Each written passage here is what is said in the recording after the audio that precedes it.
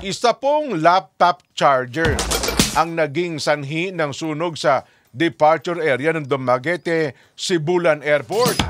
Sinabi po ng Civil Aviation Authority of the Philippines o CAAP na ang nakasaksak na charger ay nagsimulang umusok bandang alas 8:23 ng gabi.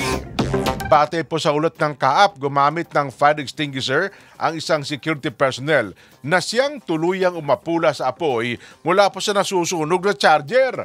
Halos 160 pasahero ang kinakailangang pansamantalang ilipat sa ramp area dahil po sa malakas na amoy ng usok.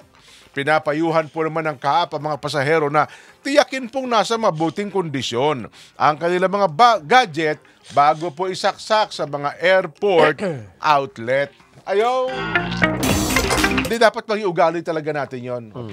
Pagkasaksak nyo, at least 5 minutes, hipuin nyo yung charger. Check. Baka umiinit po yan. Kasi minsan sa luma na, sa kaluma at sa gagamit dun sa kasasaksak, Yun. kaya nabubo na nagkakaroon ng wire na... Yung maliliit sa loob. Oo. Yun pala. Didikit. Yun na nga.